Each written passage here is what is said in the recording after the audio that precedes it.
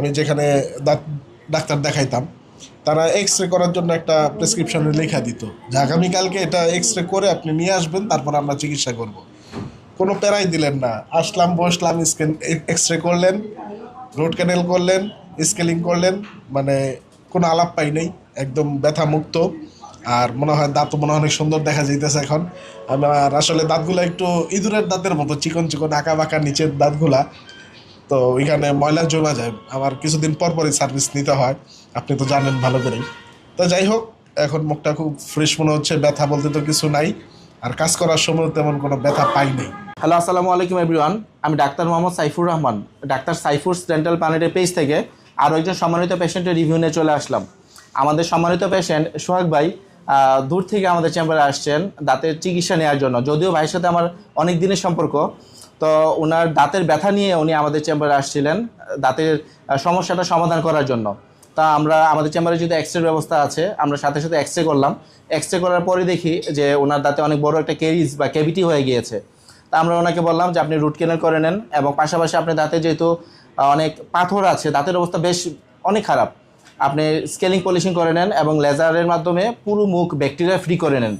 তো চলেন, আমরা যে এতগুলো কাজ করলাম, এতগুলো ট্রিটমেন্ট ওনাকে দিলাম, যে উনি এখন কেমন আছেন, উনি সুস্থ আছেন কিনা, বা ওনার আদতও কোনো সমস্যা হয়েছে কিনা, এবং কাজ করার মাঝখানে উনি কতটুকু ব্যথা পাইছেন। চলেন রুগীর মুখ থেকে সম্পূর্ণ প্রসিডিওরটা একটু শুনি। আপনি যদি আপনার অভিজ্ঞতাটা একটু সবার সাথে শেয়ার করেন, আমাদের চেম্বারে আসার পরে আপনার কীরকম ফিল হয়েছে, যে এখানে আসলে কাজ করলে কতটুকু ব্যথা পাওয়া যায়, বা চিকিৎসা নিলে একজন রুগী সুস্থ হওয়ার সম্ভাবনা কতটুকু থাকে।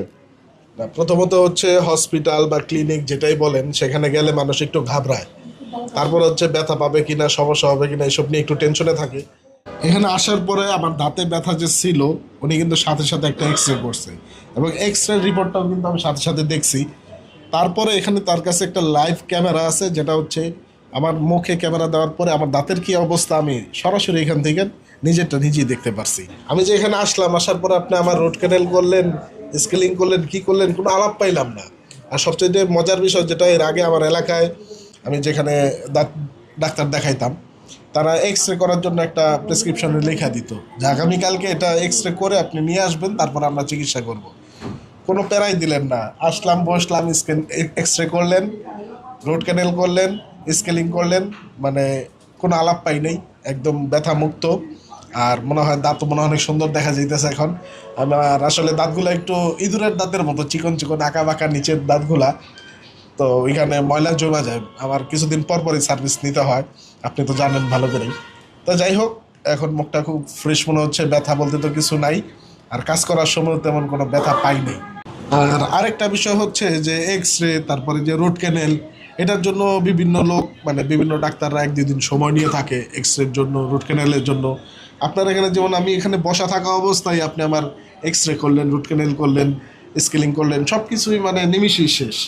মানে দিনেরটা দিনে, আমার এখনো দিনে আর অনেক বাকি আছে, যাই অন্য কাজও করতে পারবো, এই জিনিসটা সবচেয়ে বেশি ভালো লাগছে।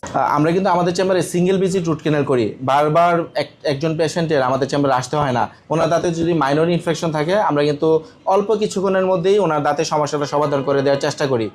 খুব সুন্দর, আপনার এখানে সার্ভিস যারা নেবে আমার মনে হয় না কেউ অসন্তুষ্ট থাকবে। আচ্ছা, আমরা যে আপনার দাঁতে রুট ক্যানেল করলাম, বা আপনার দাঁতে যে স্কেলিং পলিশিং করলাম, আপনি কতটুকু ব্যথা পাইছেন? ব্যথা তো বিন্দু পরিমাণ পাইনি, বললামই তো যে স্কেলিং করব বা যে ফিলিং করবে, যে রোড ক্যানেল যেটা করলেন, ওই অনেক মানুষ ভয় পায় আসলে কি করবে না করবে, সুই দিবে, সেই ব্যথা পাবো কিনা। ব্যথা বলতে কোনো কিছু আমার এখানে আমি পাইনি। আচ্ছা, যাক আলহামদুলিল্লাহ। একজন রুগী যখন বলেন যে উনি সুস্থ আছেন, উনি ভালো আছেন, এটা আমাদের জন্য অনেক বড় একটা পাওয়া। সবাই আমাদের জন্য দোয়া করবেন, আমরা যেন এইভাবে প্রত্যেকটা রুগী সেবা দিয়ে যেতে পারি। সবাই ভালো থাকবেন, আপনিও ভালো থাকবেন।